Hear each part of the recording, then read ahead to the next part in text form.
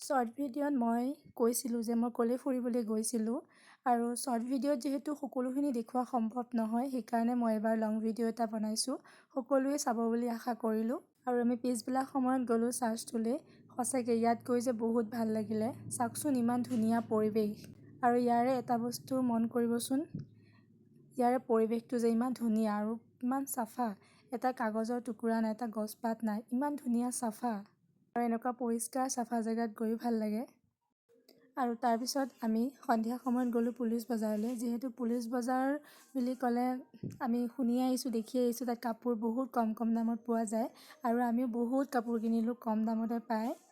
আৰু তাৰপিছত আমাক বৰষুণে পালে। যিহেতু ইয়াৰে লোকেল মানুহখিনি ছাতি লগত লৈ ফুৰে, আমি যিহেতু ফুৰিবলৈ গৈছিলোঁ সেইকাৰণে বৰষুণ ভাবা নাছিলোঁ পৰিব বুলি, সেইকাৰণে নিয়াও নহ'লে।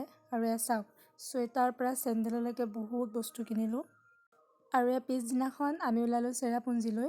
যিহেতু শ্বিলং গৈছোঁ যেতিয়া গোটেইখন ফুৰি জেগাখিনি চাই আহোঁ।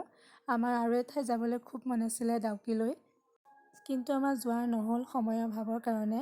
আৰু চেৰাপুঞ্জীলৈ যোৱা ৰাস্তাটো সঁচাকৈ বহুত ধুনীয়া আছিলে। গোটেইখন পাহাৰ, সেউজীয়া অকোৱা পকোৱা ৰাস্তা আৰু এনেকুৱা ৰাস্তাৰে গৈও ভাল লাগে।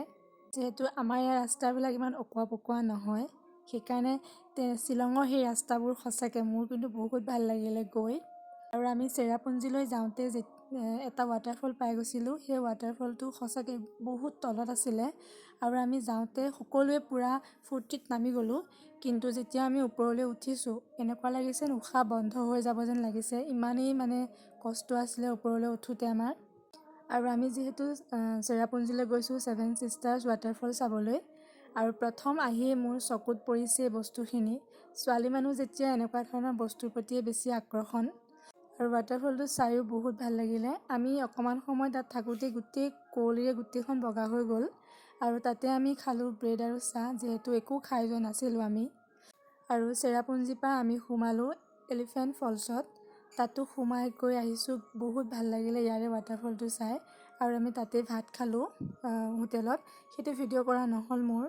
আৰু এলিফেণ্ট ফলছতে মই তেওঁলোকৰ এই ড্ৰেছটো পিন্ধিলোঁ। সঁচাকৈ পিন্ধি বহুত ভাল লাগিলে, প্ৰথমবাৰ ড্ৰেছটো পিন্ধিছোঁ মই।